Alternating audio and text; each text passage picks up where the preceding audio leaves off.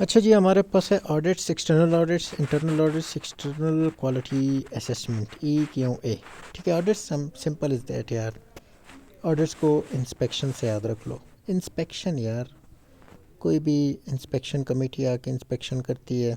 ठीक है, अभी एक्सटर्नल भी हो सकता है, इंटरनल भी हो सकता है। जहाँ पे बंदा काम कर रहा हो उधर की ही लोग उधर की इंस्पेक्शन करें, या फिर बाहर से आके लोग इंस्पेक्ट करें। किस लिए इंस्पेक्ट करते हैं कि काम ठीक हो रहा है नहीं हो रहा, टेस्ट ठीक लग रहे कि नहीं लग रहे, कहीं कोई प्रॉब्लम तो नहीं है, कहीं एरर तो नहीं है। ठीक है, तो हम अभी पढ़ते हैं audits. The value of well design audit is that it will reveal weakness in the pre examination, examination and post examination phases. Inspection की प्री एग्जामिनेशन में क्या मसला आ रहा है? प्री एग्जामिनेशन जिसमें हम सैंपल कलेक्ट करते हैं, सैंपल की ट्रांसपोर्ट करते हैं। एग्जामिनेशन जिसमें हम टेस्ट लगाते हैं। देखो अब वहाँ पे एग्जामिनेशन फेज़ में रीजेंट्स एक्सपायर तो नहीं है, ये चेक करना। रीजेंट्स पूरे हैं कि नहीं है, किट्स एक्सपायर तो नहीं है, स्टैंडर्ड्स हैं कि नहीं है, कैलिब्रेटर लगा रहे कि नहीं लगा रहे टेस्ट के दौरान, क्यूसी लगा रहे कि नहीं लगा रहे। ठीक है, पोस्ट एग्जामिनेशन में रिपोर्ट ठीक बनाई कि नहीं बनाई, जिसकी रिपोर्ट थी उसको दी कि नहीं दी। ये चीज़ आ जाता है हमारे पास ऑडिट्स में, इंस्पेक्शन करना। ठीक है, तो इससे हमें पता चल जाएगा कि वीकनेस कहाँ है, किसकी क्या वीकनेस है। ठीक है, और उसको किस तरह इम्प्रूव किया जाए। ठीक है, during audits information gathered about, किस किस चीज़ की इंफॉर्मेशन गैदर करते हैं? प्रोसेस एंड ऑपरेटिंग प्रोसीजर, क्या प्रोसेस हो रहे हैं और उनके ऑपरेशन किस तरह कर रहे हैं वो। ठीक है, staff competence and training, staff के बारे में पता चल जाता है। कॉम्पिटेंस में देखो नॉलेज आ जाता है, स्किल्स आ जाते हैं। ठीक है, और बिहेवियर आ जाता है, एटीट्यूड आ जाता है। नॉलेज, टेस्ट लगाने का नॉलेज है कि नहीं है, किस तरह टेस्ट लगाते हैं, स्किल्स में आ जाता है। और हमारे पास बिहेवियर्स, अच्छे तरीके से या बुरे तरीके से, मतलब एक होता है ना जल्दी जल्दी में लगा लिया, एक होता है बिल्कुल आराम सुकून से टेस्ट लगा लिया। ठीक है, एंड ट्रेनिंग्स की उसकी ट्रेनिंग कंप्लीट है नहीं। इक्विपमेंट्स पूरे हैं कि नहीं है, इक्विपमेंट्स आउट टू डेट तो नहीं है, इक्विपमेंट्स ठीक काम करे कि नहीं आ रहे। एनवायरनमेंट कैसा है, ग्लव्स पहने, मास्क पहने, नहीं पहने। ठीक है, हैंडलिंग ऑफ सैम्पल्स, सैंपल को किस तरह ट्रांसपोर्ट किया जा रहा है, एक जगह से दूसरी जगह किस तरह transport. Quality control and verification of results, quality control QC हमने पढ़ा हुआ है, जिसमें हम क्यों सैंपल वो नॉर्मल, एबनॉर्मल और लो रेंज वाले सैंपल्स देते हैं मशीन को, ताकि हमें पता चले। जिसमें वो आगे लेवी जेनिंग चार्ट्स भी आता है, उससे भी हम क्वालिटी कंट्रोल पता कर सकते हैं। Recording and reporting practices, record करना, रिपोर्टिंग करना प्रैक्टिसेस को। ठीक है, तो रिकॉर्डिंग एंड रिपोर्टिंग भी आ जाता है कि हमारे लैब में क्या कौन कौन से टेस्ट हो रहे हैं, किस तरह हो रहे हैं, उनकी रिपोर्टिंग भी। तो एक्सटर्नल ऑडिट क्या होता है? असेसमेंट कंडक्टेड बाय ग्रुप्स और agencies from outside the laboratory और कॉल्ड एक्सटर्नल ऑडिट्स। ठीक है, एक्सटर्नल ऑडिट्स क्या होते हैं? आउटसाइड कोई एजेंसी होती है, कोई इंस्पेक्टिंग टीम होती है, जैसे बाहर से लोग आ जाते हैं लैब में, देखते हैं खाना पीना तो नहीं हो रहा, सील कर कभी कभी सील भी कर देते हैं लैब को, जुर्माना डाल देते हैं, उनकी बात की जा रही है। ठीक है, हेल्थ, अब इसमें कौन कौन से आ जाते हैं? हमारे पास हेल्थ अथॉरिटीज़ आ जाती है। May assess laboratories to elevate the quality of performance और compliance with licensing requirements and national recognition regulations. ठीक है, हमारे पास लाइसेंसिंग की कुछ रिक्वायरमेंट्स होती है ना, हर किसी को तो लाइसेंस नहीं मिलता। एक होता है नेशनल, एक होता है इंटरनेशनल। इंटरनेशनल लेवल पे ये लोग नहीं देखते, हमारे जो एजेंसीज़ हैं ना वो नेशनल लेवल पे देखते हैं, क्योंकि हमारे पास इतनी बड़ी बड़ी लैब्स तो नहीं होती ना। इंटरनेशनल लेवल पे तो बहुत बड़ी बड़ी लैब्स होती हैं, उनके रूल्स आईएसओ के हिसाब से होते हैं, और नेशनल रेगुलेशंस कुछ हो रही होते हैं ना। ठीक है, तो उस हिसाब से वो देखते हैं कि नेशनल रिक्वायरमेंट्स के हिसाब से यहाँ पे क्वालिटी ऑफ परफॉर्मेंस है कि नहीं है। ठीक है, एक एक्रीडिएशन बॉडीज़, अच्छा एक्रीडिएशन बॉडीज़ ये मैं आगे पढ़ाऊँगा। ये हमारे पास एक्रीडिएशन और सर्टिफिकेट भी देते हैं कि यहाँ पे जो टेस्ट हो रहे हैं उनकी रिपोर्ट्स, यहाँ पे जो रिपोर्ट्स सारे जो रिपोर्ट्स दी जा रही हैं वो ठीक हैं, जो प्रोसेस की जा रहे हैं वो ठीक है। ठीक है, जो रिपोर्ट्स आ रहे हैं वो ठीक है पेशेंट्स के सैंपल से। ठीक है, एक्रीडिएशन बॉडीज और ऑर्गेनाइजेशंस होते हैं दैट प्रोवाइड एक्रीडिएशन और certificate when a laboratory seeks accreditation an initial audit will be required to elevate compliance with standards. Initial audit, तो इनिशियल ऑडिट की जाती है जिसमें सब कुछ चेक किया जाता है और स्टैंडर्ड के साथ मैच किया जाता है। अगर ठीक है तो आपको इजाज़त दे देते हैं, एक्रेडिटेशन बॉडीज़ होती हैं, ये भी ग्रुप ऑफ पीपल होते हैं, ठीक है, कि आप टेस्ट परफॉर्म कर सकते हैं, सही है। उसके बाद है an audit may be requested by major public health programme. एक मेजर पब्लिक हेल्थ प्रोग्राम होता है, वो रिक्वेस्ट करते हैं ऑडिट का, जाओ इंस्पेक्शन करो। Or by agencies that provide funding for programmes. तो एक एजेंसी एक प्रोग्राम को फंडिंग कर रही है, अब ऐसा तो नहीं हो कि वो जो लोग उधर काम कर रहे हो उस फंडिंग को खा जाएं, तो उसके लिए किसको रखा हुआ है हमारे पास। तो यही तो हमारे पास सीन है ना कि इंस्पेक्शन की जाती है हर जगह पे। तो N audit may be requested by major health public health programmes होते हैं, कभी बार हमने देखा भी होगा। These groups want to ensure that quality standards are being met and the quality practices are in place. International programs such as World Health Organization, polio देख अभी polio वाले आ गए, इसी की बात कर, polio initiative regularly assess disease specific laboratories according to their own standards with their own checklist. For example, WHO polio laboratory accreditation standard and WHO measles accreditation standard, ठीक है। पोलियो वालों को देखेंगे, मीजल्स वालों को देखेंगे, ठीक है, एक्रेडिटेशन स्टैंडर्ड्स के हिसाब से। स्टैंडर्ड्स क्या होते हैं, laboratory policies standard, laboratory policies processes and procedures are documented and comply with designated standards. एक होता है, देखो एक 7 नंबर है, ठीक है, हम 7 नंबर के कितने क्लोज हैं ये हमारा स्टैंडर्ड होगा, एक स्टैंडर्ड सेट हुआ है, ठीक है, कि इस हिसाब से आपने टेस्ट परफॉर्म करने हैं, ठीक है, इस हिसाब से आपने रिपोर्टें देनी है, इस हिसाब से आपने क्या नाम है स्टाफ को मैनेज करना है, स्टाफ को रखना है।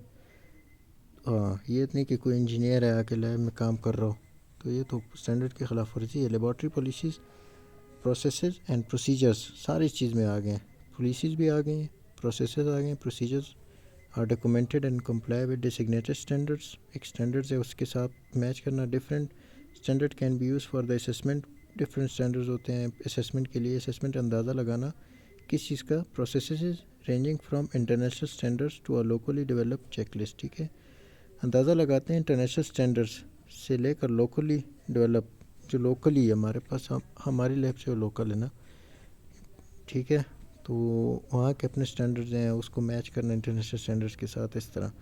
तो लेबॉर्ट्री, इसको हम क्या बोलते हैं, assessment.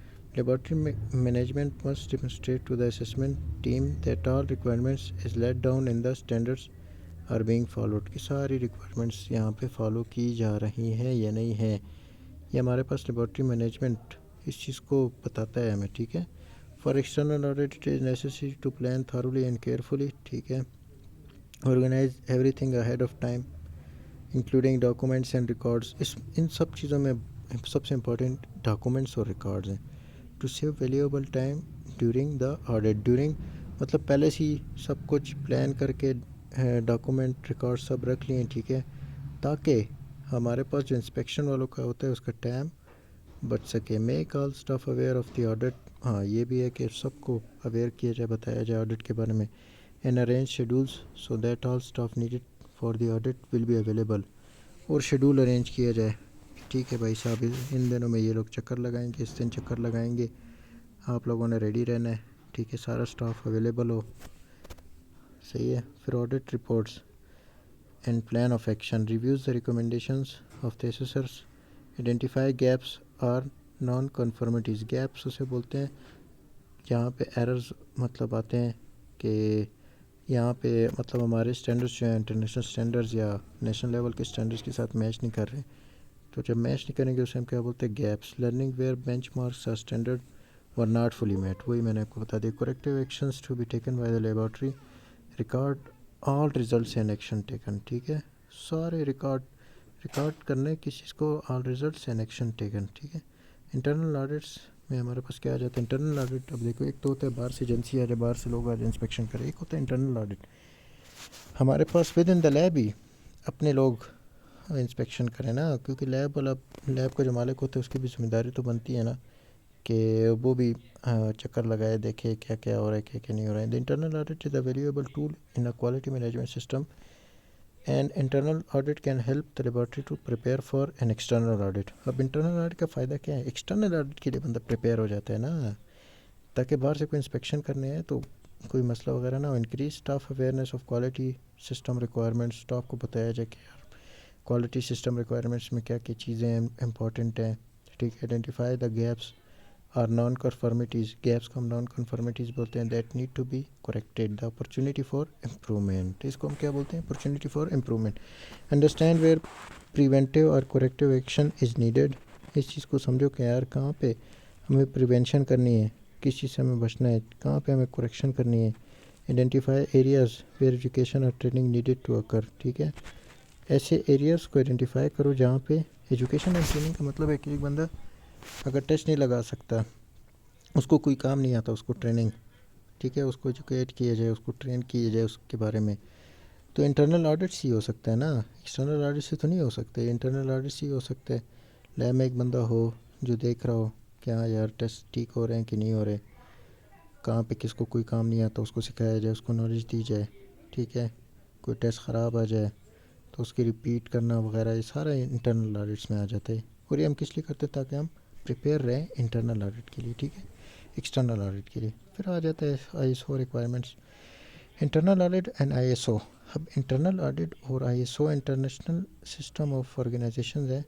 ISO stands for International System of Requirements, state that the laboratory must have an audit program, her laboratory में ऑडिट प्रोग्राम होना चाहिए, ठीक है। टेस्ट परफॉर्म हो रहा है नहीं हो रहा, ठीक हो रहा है नहीं हो रहा, ठीक है, कहाँ पे गैप्स है, नॉलेज है नहीं है एम्प्लॉय के पास, ठीक है, रिपोर्टें ठीक दी जा रही हैं नहीं दी जा रही, रीजेंट्स एक्सपायर हैं नहीं एक्सपायर, कौन सा कम है कौन सा ज़्यादा है, ये सारा, ठीक है, audits.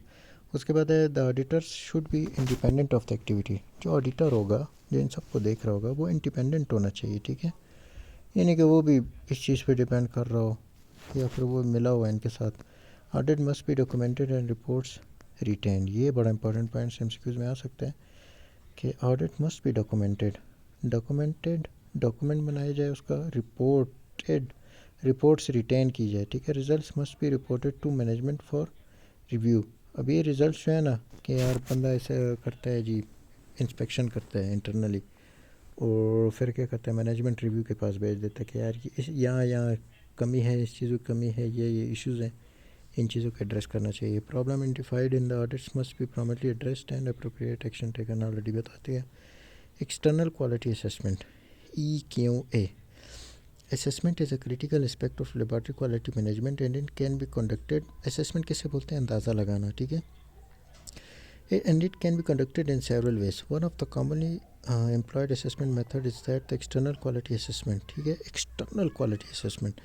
It is defined as the term external, EQA is used to describe a method that allows comparison of a laboratory, हाँ, comparison of a laboratory testing to a source out of the laboratory। देखो अपने lab के test अगर उसको दूसरे बाहर की कोई स्टैंडर्ड लैब के साथ कंपेयर किया जाए तो इसे हम क्या बोलते हैं, एक्सटर्नल क्वालिटी असेसमेंट।